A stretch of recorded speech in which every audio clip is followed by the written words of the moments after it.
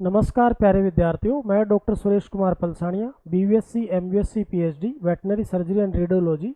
आज veterinary officer 2025 की vacancy के लिए आपके लिए एक बहुत महत्वपूर्ण टॉपिक सर्जरी का लेके आया हूँ, जहाँ से क्वेश्चन किसी भी पीएससी में हो पूछे जाते हैं, जिसका नाम है, बहुत ही सिंपल टॉपिक है, जिसका नाम है डायफ्रामेटिक हर्निया। डायफ्रामेटिक हर्निया, जिसको शॉर्ट में अपन डीएच भी बोलते हैं।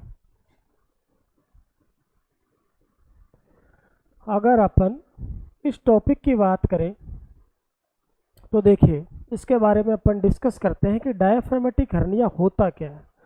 कोई भी एब्डोमिनल कैविटी का कंटेंट है। लार्ज एनिमल की बात करें तो रूमन, रेटिकुलम, ओमेजम, एबोमेजम, ठीक है। और मोनोगैस्ट्रिक एनिमल की बात करें तो स्टोमक हो सकता है, लीवर हो सकता है, जो भी एब्डोमिनल कैविटी में रहते हैं आसपास। कोई भी वो कंटेंट है वो डायफ्राम को टीयर करके, यानी वहाँ से डायफ्राम रप्चर हो जाए और वहाँ से थोरेसिक कैविटी के अंदर एंटर हो जाए, तो उसको क्या बोलते हैं? डीएच बोलते हैं, यानी protrusion of abdominal organ through the defect of diaphragmatic line. आपको ये अच्छी तरह से पता है कि डायफ्राम की जो शेप होती है वो कैसी होती है? डोम शेप होती है। डायफ्राम की अगर ऊपर की अपन बात करें तो वो कौन सी कैविटी रहेगी? थोरेसिक कैविटी रहेगी।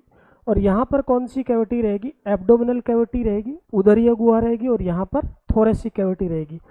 तो इस डायफ्रामेटिक लाइन को क्रॉस करके अगर यहाँ से ये रप्चर हो गया तो कोई सा भी भाग है, मान लीजिए एब्डोमिनल कैविटी का, रूमन है या रेटिकुलम है, वो इस डायफ्राम को टीयर करके यहाँ आ जाए, तो इसी को अपन क्या बोलते हैं? Diaphragmatic hernia. क्योंकि नाम आगे क्या लग रहा है? हर्निया।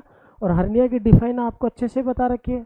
और आगे किसका नाम लग रहा है? डायफ्राम का, यानी डायफ्राम के डिफेक्ट के थ्रू। तो सबसे पहले अगर अपन डिफाइन की बात करें कि इसकी डिफाइन क्या होगी, वैसे तो पूछी नहीं जाएगी, तो मैं लिख देता हूँ protrusion of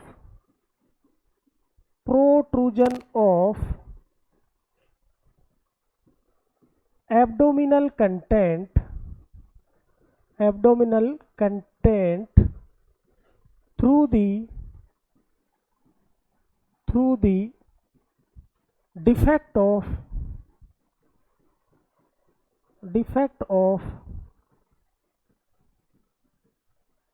diaphragmatic line। Clear? यहाँ तक आपको कोई भी दिक्कत नहीं होनी चाहिए। तो पहला पॉइंट अपना डिफाइन का हो गया।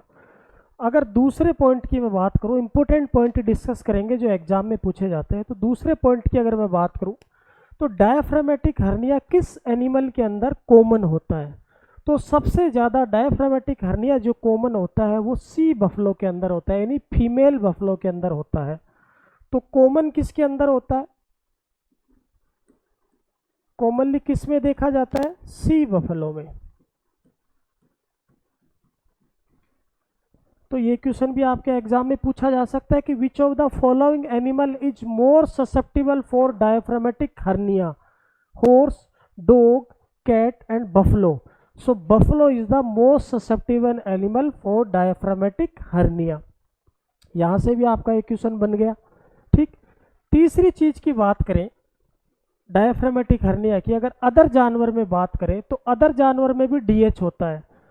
गाय में भी होता है, डॉग में भी होता है, और हॉर्स के अंदर भी होता है, लेकिन वो रेयरली होता है। और जो हॉर्स और डॉग के अंदर अगर अपन बात करें कि जो डायफ्रामेटिक हर्निया होता है उसकी नेचर कैसी होती है, अगर अपन डॉग और हॉर्स की बात करें तो डॉग और हॉर्स के अंदर जो डीएच की नेचर होती है कि किस वजह से डीएच होता है, तो उसकी जो नेचर होती है वो कैसी होती है? ट्रॉमेटिक। यानी डॉग, हॉर्स और कैट के अंदर ट्रॉमेटिक डीएच होने के चांस सबसे ज़्यादा हैं। क्यों ट्रॉमेटिक होने के चांसेस हैं? Due to automobile accident.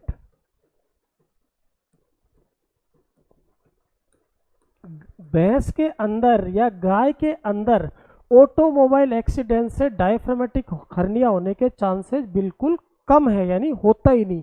भैंस के अंदर तो वैसे ही कॉमनली पाया जाता है। क्यों होता है उसके कारण अपन आगे देखेंगे।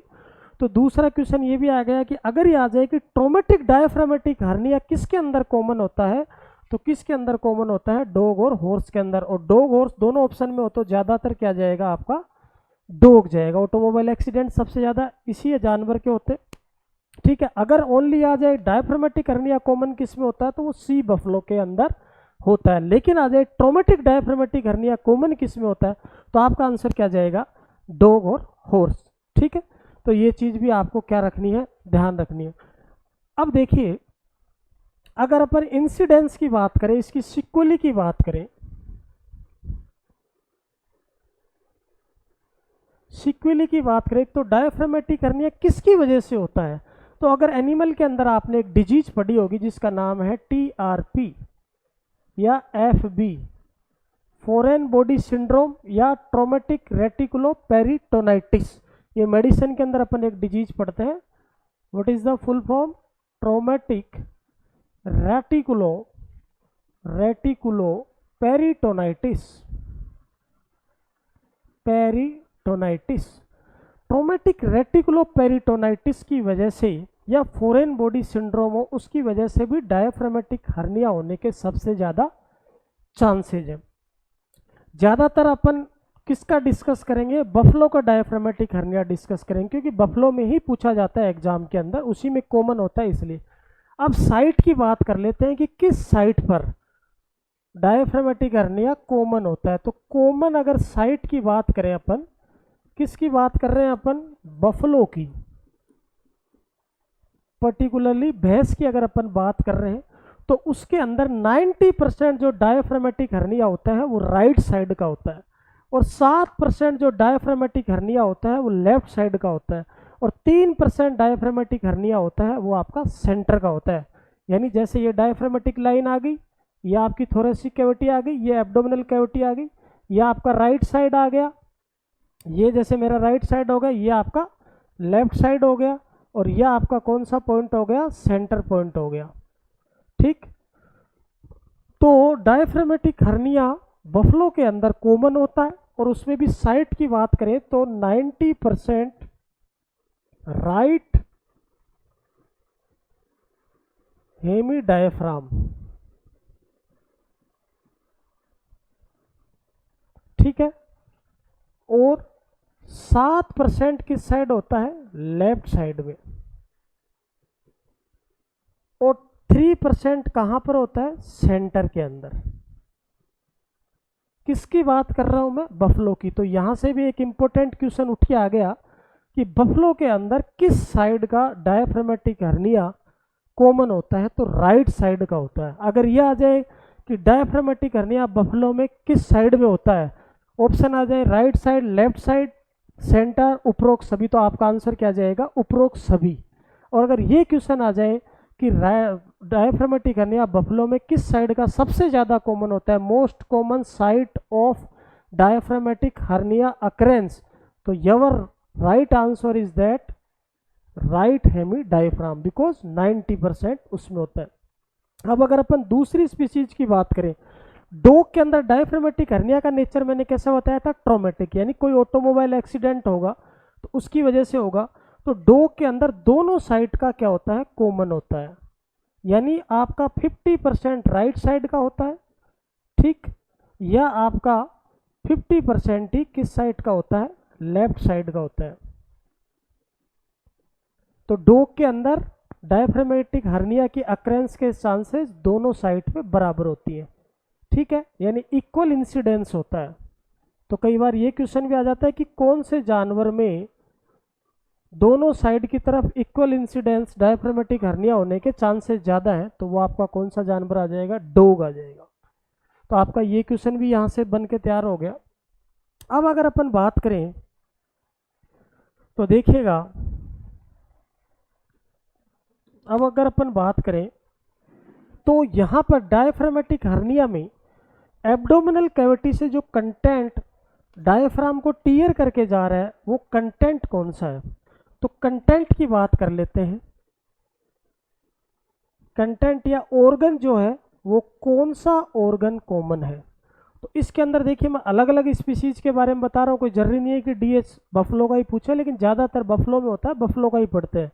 तो अगर अपन बफलो की बात करें तो बफलो के अंदर इस एब्डोमिनल कैविटी से जो कंटेंट थोरेसिक कैविटी के अंदर इंसर्ट हो जाता है, उस कंटेंट का नाम है या उस ऑर्गन का नाम है रेटिकुलम। कौन सा नाम है? रेटिकुलम। सबसे ज़्यादा रेटिकुलम के ही चांसेस रहते हैं बफलो के अंदर। अगर मैं डॉग की बात करूं तो डॉग के अंदर लीवर जो है ट्रोमेटिक नेचर का डीएच होगा, तो लीवर के चांसेस सबसे ज़्यादा। उसके बाद अगर मैं बात करूं तो स्टोमक के सबसे ज़्यादा चांसेस रहते हैं।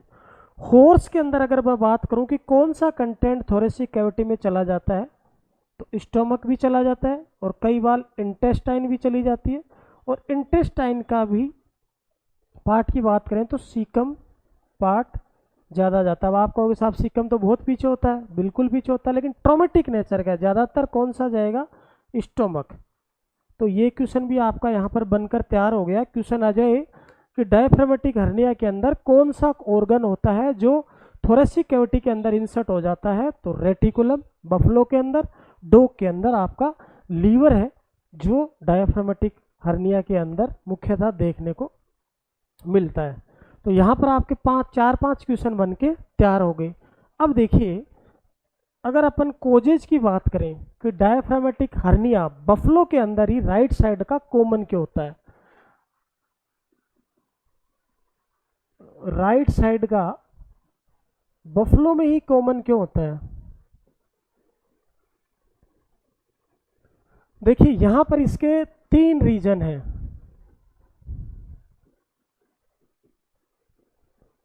हालांकि ये क्वेश्चन थोड़ा डीपली है, पर क्या पता पूछ ले आपको।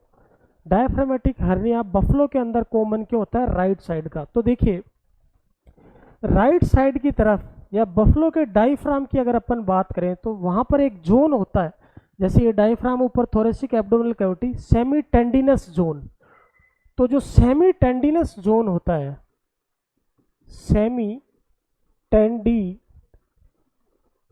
टेंडिनस जो जोन होता है वो क्या होता है?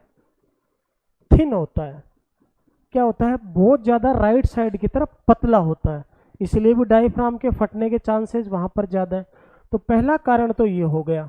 अगर अपन दूसरे कारण की बात करें कि बफलो के अंदर राइट साइड में ही क्यों होता है, तो पहला कारण तो सेमी टेंडिनस जोन है वो है।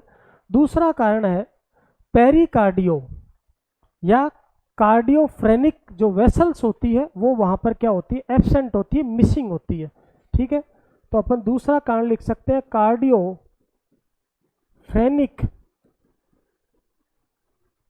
Vessels has been found to be missing। यानी जो वेसल्स कार्डियक सप्लाई से सीधा डायफ्राम को आपको पता है फ्रेनिक नर्व सप्लाई करती है, वो राइट साइड की तरफ मिसिंग होती है। तो जहां पर ब्लड सप्लाई कम होगी तो वो जोन ऑटोमेटिकली क्या रहेगा? वीक रहेगा। तो सेकंड कारण ये है। थर्ड कारण की अगर मैं बात करूं कि डायफ्राम राइट साइड का ही क्यों होता है, तो जो डायफ्राम की जो मसल्स होती हैं, ठीक है, तो डायफ्राम की जो मसल्स होती है उसमें हाइड्रोक्सिल प्रोलिन और प्रोलिमिन कंटेंट जो होता है, जो कोलेजन का एक कंटेंट होता है जो मसल्स को स्ट्रेंथ देता है, वो क्या होता है? कमज़ोर होता है या लेस अमाउंट के अंदर पाया जाता है। तो अपन यह लिख सकते हैं कि हाइड्रोक्सी प्रोलिन और प्रोलिन कंटेंट ऑफ मसल्स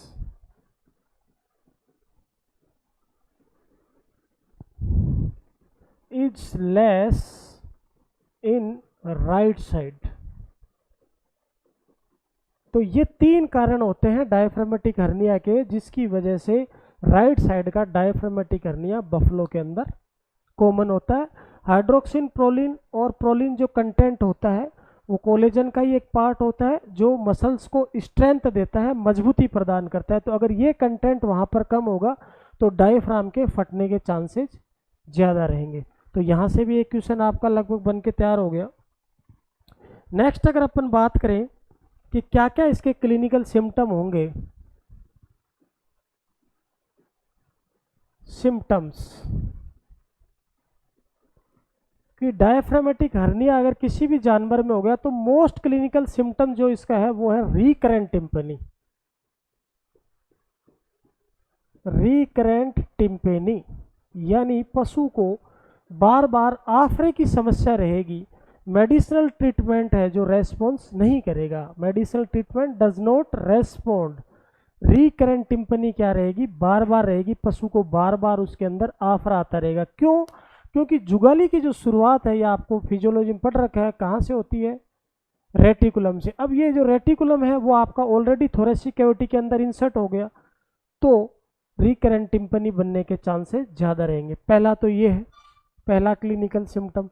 दूसरा, सडन मिल्क ड्रॉप होगा, कम हो जाएगा अचानक से। तीसरा, वेट लॉस हो जाएगा। ये कोई खास सिम्टम आपके हैं नहीं, इंपॉर्टेंट सिम्टम नहीं है, वेट लॉस भी होगा। चौथा, जुगुलार जो पल्सेशन है, जुगुलार पल्सेशन में और may not be visible. Jugular pulsation आपको दिख भी सकती है, नहीं भी दिख सकती है। ब्रेस्केट एडिमा आपको दिख भी सकता है, नहीं भी दिख सकता।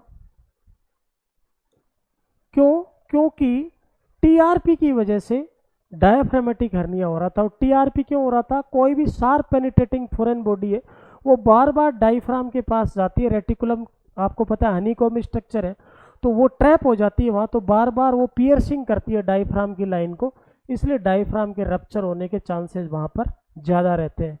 एक डायफ्रामेटिक जो हर्निया होगा, जो डायफ्रामेटिक हर्निया होगा वो सबसे ज़्यादा कब होगा, या तो प्री पार्चुरेंट एनिमल में या पोस्ट पार्चुरेंट एनिमल में, या आपको तीसरी हिस्ट्री मिलेगी एडवांस प्रेगनेंसी की। किसकी हिस्ट्री मिलेगी? एडवांस प्रेगनेंसी की हिस्ट्री मिलेगी। यानी डायफ्रामेटिक हर्निया या तो पार्चुरेशन से पहले होगा, एडवांस प्रेगनेंसी मतलब 9वें मंथ के अंदर या 10वें मंथ के अंदर, या आपको पार्चुरेशन के बाद भी डीएच का केस देखने को मिल सकता है। तो ये और भी है सारे लक्षण। और अगर अपन बात करें तो स्कैंटी फिशेज यानी हार्ड गोबर पास करेगी। जो भी आपकी बफल अफेक्टेड हुई है वो स्कैंटी फिशेज पास करेगी, या पेस्टी फिशेज। और पेस्टी फिशेज के अंदर भी फाउल स्मेलिंग,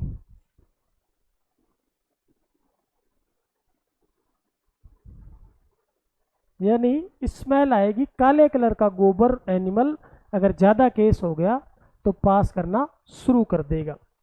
अगर एडवांस केस हो गया कि बहुत ज़्यादा टाइम हो गया, डायफ्रामेटिक हर्निया को आपने ट्रीट नहीं किया, तो उस कंडीशन के अंदर क्या हो सकता है, एस्पायरेटरी निमोनिया भी हो सकता है।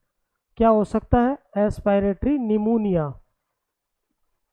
एस्पायरेटरी निमोनिया क्यों होगा? रीगर्जिटेशन की वजह से।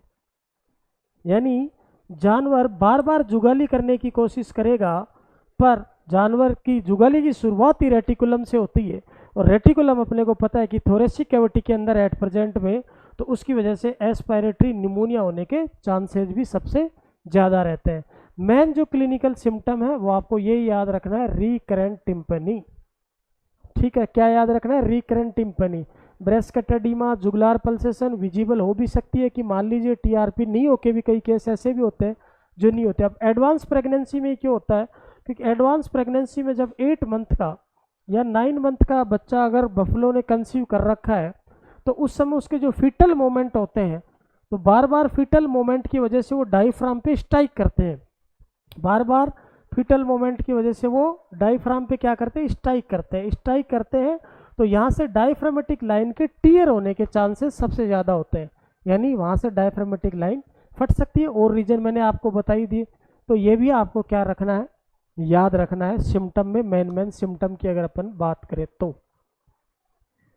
अब देखिए, अगर अपन इसमें ट्रीटमेंट की बात करें या डायग्नोसिस की बात करें,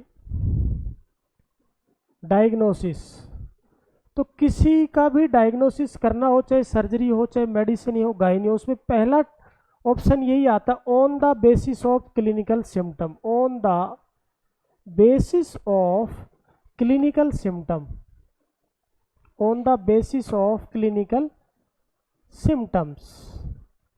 क्लिनिकल सिम्टम के बेसिस पे आप डीएच का पता लग सकते हैं। एडवांस प्रेगनेंसी की हिस्ट्री आ रही हो या पार्चुरेशन की हिस्ट्री आ रही हो तो अपन ये सस्पेक्ट कर सकते हैं, रिकरेंट टिम्पनी आ रही हो कि इसमें डीएच होने के चांसेस मिल सकते हैं। सेकंड देखिए, by radiography, by radiography. Radiography के अंदर अगर मैं बात करूं तो रेडियोग्राफी में क्या होगा, जब नॉर्मल एनिमल का अपन एक्सरे लेंगे, वैसे ऐप के अंदर पढ़ा रखा है डायग्राम के समेत, तो अपने को पता है कि ये डायफ्रामेटिक लाइन है ऐसे क्लियर कट, यह आपकी थोरेसिक कैविटी है और यह आपकी एब्डोमिनल कैविटी है और यह आपका क्या है, डायफ्राम है, यह आपका डायफ्राम है। तो ये जो क्लियर कट लाइन है मून शेप के अंदर आपको दिख रही है, वो क्लियर कट लाइन क्या हो जाएगी, यहाँ पर आपको पता है एक चीज़ रहती है हार्ट, तो ये जो लाइन है ये इसको क्या कर जाएगी, सुपर इम्पोज्ड कर जाएगी, यानी आपको लाइनिंग केवल यहाँ दिखेगी, यहाँ दिखेगी और ये बीच वाला पोर्शन है वो हार्ट के पास हो जाएगा। तो जो डायफ्रामेटिक लाइन है, डायफ्रामेटिक जो लाइन है वो क्या कर जाएगी, super imposed, super imposed over the heart. यहाँ पर कौन सी स्ट्रक्चर है, हार्ट है, थोरेसिक कैविटी के अंदर डायफ्राम रप्चर हो गया, तो ये जो डायफ्रामेटिक ये है, ये वाल आपको क्लियर कट नहीं दिखेगी रेडियोग्राफी के अंदर, या जो डायफ्रामेटिक लाइन का जो कॉन्टूर है, आउटर सरफेस, जो कॉन्टूर जिसको अपन बोलते हैं, रेडियोलॉजी में पढ़ा रखा है, जो आउटर सरफेस है वो क्या दिखेगी आपको, सुपर इम्पोज्ड दिखेगी, किसके ऊपर, हार्ट के ऊपर दिखेगी। तो ये क्वेश्चन भी कई बार पूछ लिया जाता है कि रेडियोग्राफी में कैसा दिखता है, तो सुपर इम्पोज्ड दिखेगा, हार्ट के ऊपर दिखेगा। ठीक, तीसरा अगर अपन बात करें तो बाई यूएसजी, अल्ट्रासोनोग्राफी। यूएसजी के द्वारा देखिए कई बार नेट के एग्जाम में ऐसा क्वेश्चन पूछ लिया जाता है, यूएसजी के द्वारा कैसे डायग्नोस करोगे, तो यूएसजी के द्वारा जो अपन स्कैनिंग करते हैं वो कौन से ऑर्गन की करते हैं स्कैनिंग, वो अपन स्कैनिंग करते हैं रेटिकुलम की। किसकी करते हैं, रेटिकुलम, क्योंकि अपने को रेटिकुलम की पोजीशन देखनी है कि वो कहाँ पर है, एब्डोमिनल कैविटी में या थोरेसिक कैविटी में। तो आपको पता है कि जो रेटिकुलम है उसकी अगर स्कैनिंग करनी है तो अपना जो अल्ट्रासोनोग्राफी का जो ट्रांसड्यूसर होता है उसको 4 से 5th इंटरकोस्टल स्पेस के बीच में रखते हैं। ये क्वेश्चन एग्जाम में पूछा हुआ है कि 4 से 5th इंटरकोस्टल स्पेस के बीच में ट्रांसड्यूसर रखकर और रेटिकुलम की क्या करते हैं अपन, स्कैनिंग करते हैं। अगर रेटिकुलम नॉर्मली एब्डोमिनल कैविटी के अंदर है तो वो अपने को कैसा दिखेगा, हाफ मून स्ट्रक्चर लाइक, अर्धचंद्राकार दिखेगा, यानी ऐसा दिखेगा, अर्धचंद्राकार ऐसे वलय बने हुए दिखेंगे यूएसजी के अंदर। अब अगर डीएच हो गया तो डीएच हो गया तो क्या होगा, ये जो अर्धचंद्राकार स्ट्रक्चर है वो एब्डोमिनल कैविटी में नहीं दिख के अपने को कहाँ पर दिखेगी, थोरेसिक कैविटी के अंदर दिखेगी, यानी रेटिकुलम का कुछ ना कुछ पोर्शन थोरेसिक कैविटी के अंदर इंसर्ट हो चुका है। तो वो किसके अंदर दिखता है अपने को, यूएसजी के अंदर दिखता है। और जो रेटिकुलम की आपको पता है 4 लेयर होती हैं, यह आपने पढ़ रखा है, सीरोसा और म्यूकोसा, मस्कुलेरिस, ये जो लेयर होती है, कोई भी सॉफ्ट ऑर्गन होता है उसकी, मस्कुलेरिस, ये आपको कैसी दिखेंगी, हाइपोइकोइक दिखेंगी, हाइपोइकोइक कैसी दिखेंगी, हाइपोइकोइक दिखेंगी, हाफ मून स्ट्रक्चर, यानी इसमें जो फोल्ड बने हुए हैं वो आपको हाइपोइकोइक दिखेंगे, सीरोसा और म्यूकोसा लेयर का, मस्कुलेरिस लेयर के साथ, क्योंकि डायफ्राम के बीच में फंसा हुआ है। अब हाइपोइकोइक क्या होता है, हाइपरइकोइक क्या होता है, एनीकोइक क्या होता है, ये अपन ने यूएसजी में पढ़ रखा है।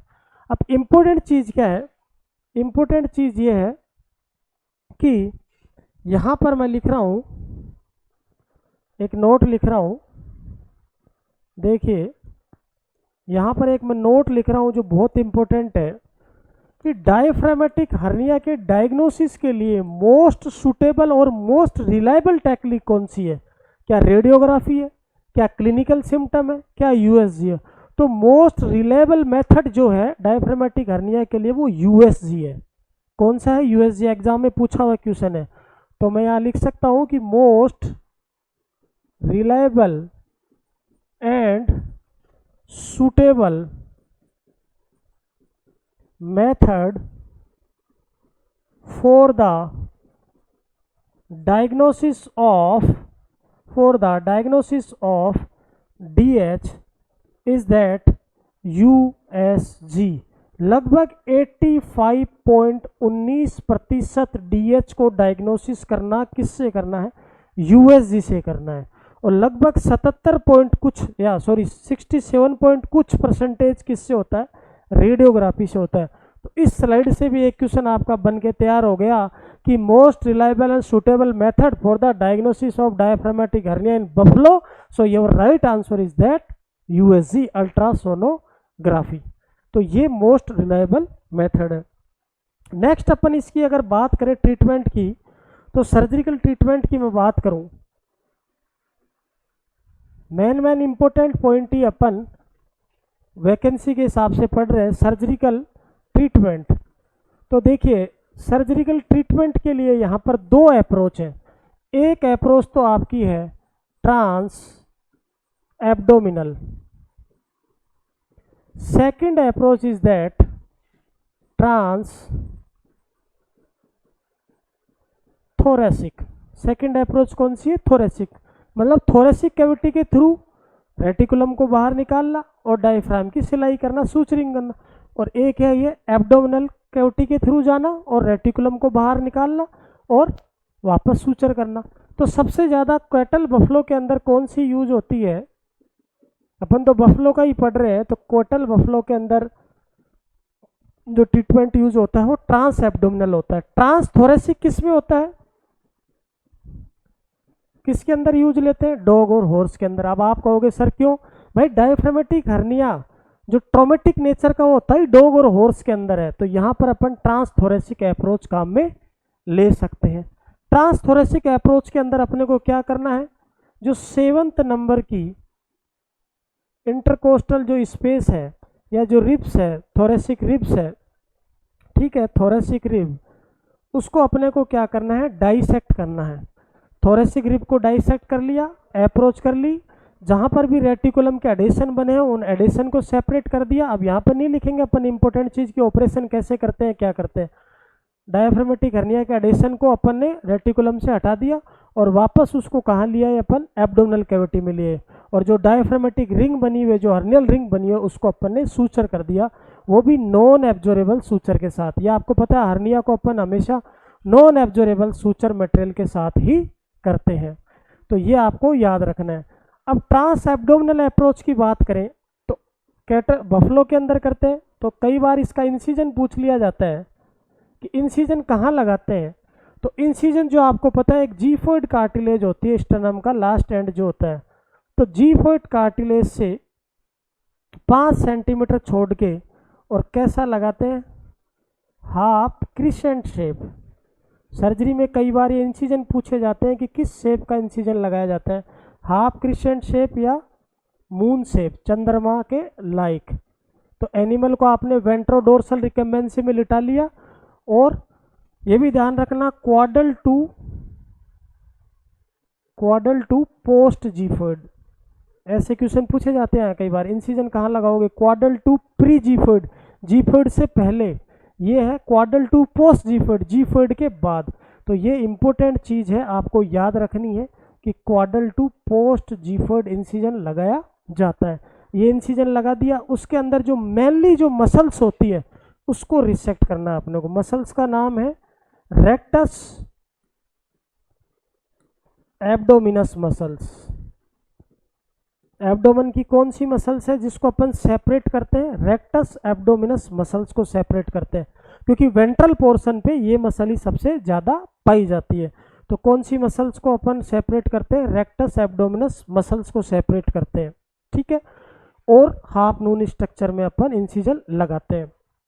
देखिए कैसे, जैसे अगर नॉर्मली अपने को रूमनोटोमी करनी है तो अपने को पता है ये लेप्रोटोमी अपन कर रहे हैं, पैरावर्टिबल नर्व ब्लॉक देते हैं। तो एब्डोमेन है जो है वो 4 मसल से मिलकर बना होता है।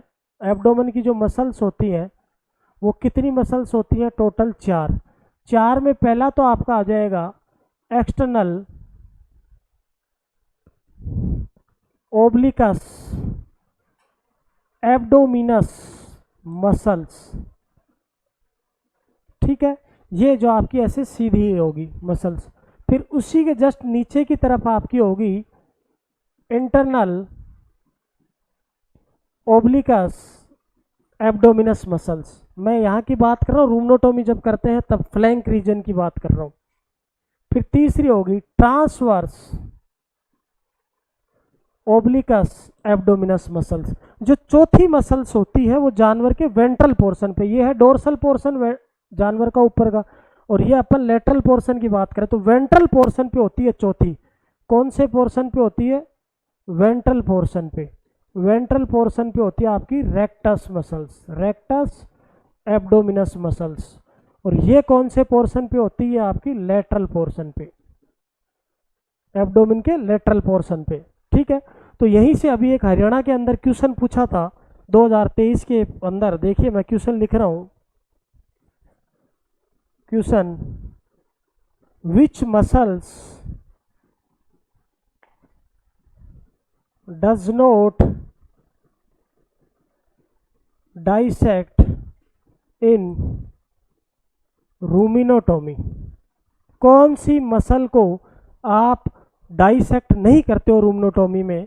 तो ऑप्शन यही चारों थे, external obliquus abdominis muscles, B option था internal obliquus abdominis muscles, C option था ट्रांसवर्स ओब्लिकस एब्डोमिनस मसल्स, और फोर्थ ऑप्शन था rectus obliquus abdominis muscles. So your right answer is that rectus abdominis muscles. ये question आपके HPSC 2023 के अंदर Haryana veterinary officer के exam के अंदर पूछा था कि कौन सी मसल, बिल्कुल सिंपल क्वेश्चन है, कई बार अपन देखते ही नहीं इसको। अब यहीं पर अगर मैं चेंज कर दूं विच मसल्स सेपरेट, डज नॉट की जगह कर दूं which muscle dissect in DH, तो आपका आंसर फिर भी क्या जाएगा? रेक्टस, क्योंकि DH में मेनली इसी को करते हैं।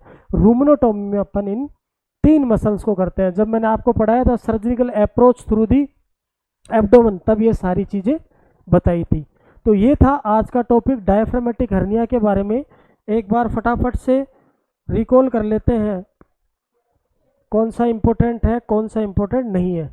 देखिएगा, डायफ्रामेटिक हर्निया जो है सबसे ज़्यादा कॉमन किसके अंदर होता है? आपका सी बफलो के अंदर होता है। ये क्वेश्चन भी आपका पूछा जा चुका है एग्जाम के अंदर। और ट्रॉमेटिक नेचर का किसके अंदर होता है? डॉग और हॉर्स के अंदर होता है आपका डायफ्रामेटिक हर्निया। सेकंड की अगर अपन बात करें कॉमन साइट की, तो किस साइड का होता है? 90% राइट साइड का होता है। ये भी इंपॉर्टेंट है, क्वेश्चन पूछा जा सकता है, ठीक है। और अगर ऑर्गन की बात करें बफलो में, तो सबसे ज़्यादा कौन सा ऑर्गन देखने को मिलता है? रेटिकुलम देखने को मिलता है। डॉग की बात करें तो लीवर देखने को मिलता है। पूरा डिटेल से आपको बता रहा हूँ, ठीक।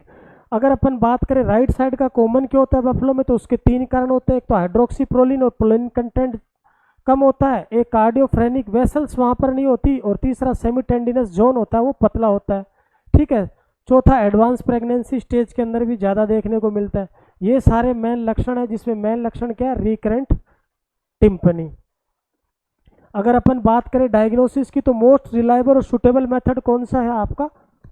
USG है, और अपन रेडियोग्राफी से भी देख सकते हैं। लेकिन क्वेश्चन आ जाए तो राइट आंसर क्या होगा? USG होगा।